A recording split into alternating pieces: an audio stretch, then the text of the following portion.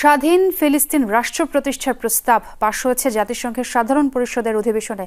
ফিলিস্তিন সংকট সমাধানে একটি পূর্ণাঙ্গ রোড ম্যাপ তুলে ধরা হয়েছে নিউ ইয়র্ক ঘোষণায়। বলা হয়েছে দুই রাষ্ট্রভিত্তিক সমাধান ও যৌথ নিরাপত্তা গ্যারান্টির কথা। স্বাধীন ফিলিস্তিন রাষ্ট্রে হামাসের কোনো সম্পৃক্ততা থাকতে পারবে না বলেও উল্লেখ রয়েছে। 142টি সদস্য দেশ অবস্থান নিয়েছে প্রস্তাবের পক্ষে, তবে যুক্তরাষ্ট্র, ইসরায়েল সহ বিরোধিতা করেছে 10 দেশ।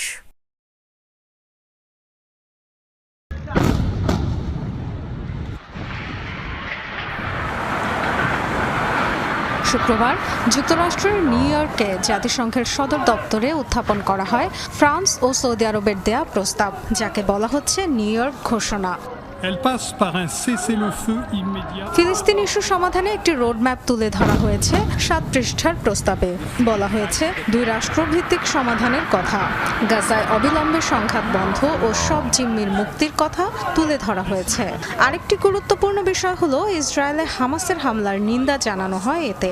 পাশাপাশি বলা হয় স্বাধীন ফিলিস্তিন রাষ্ট্রে হামাসের কোনো সংশ্লিষ্টতা থাকতে পারবে না।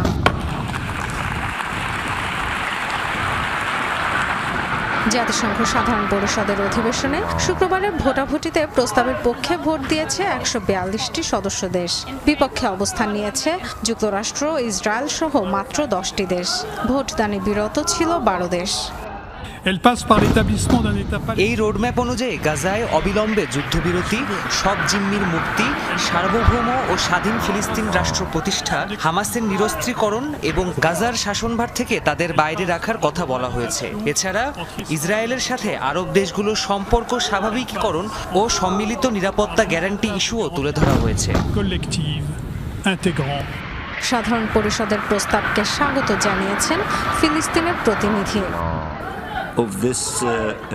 যারা এখনো যুদ্ধ, ধ্বংস এবং ফিলিস্তিনিদের ভূমি দখল করতে চায় তাদের প্রতি আহ্বান জানাই, যৌক্তিক কণ্ঠ শুনুন। আজ জাতিসংঘে যে বার্তা দেওয়া হয়েছে তা কান পেতে শুনুন। সাধারণ পরিষদে পাশ হওয়া প্রস্তাব একতরফা আখ্যা দিয়ে প্রত্যাখ্যান করেছে ইসরায়েল। এটি বাস্তবতা বর্জিত নাটক বলে আখ্যা দিয়েছে তারা। একতরফা ডিক্লারেশন শান্তির পথে কোনো ধাপ নয়, বরং পরিষদের দুর্বলতার আরেকটি নমুনা। এটা কোনো কূটনীতি নয়, নাটক। সতর্কভাবে হেডলাইনের জন্য মঞ্চায়ন, শান্তির জন্য নয়। এতে যুদ্ধ আরো দীর্ঘস্থায়ী হবে, হামাসকে দুর্বল নয়, পুরস্কৃত করবে।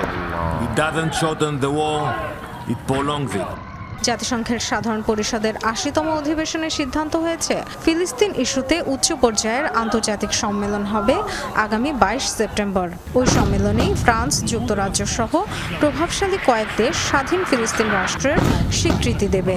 বর্তমানে জাতিসংঘের সদস্য 193টি দেশের মধ্যে 147টি দেশই ফিলিস্তিন রাষ্ট্রের স্বীকৃতি দিয়েছে।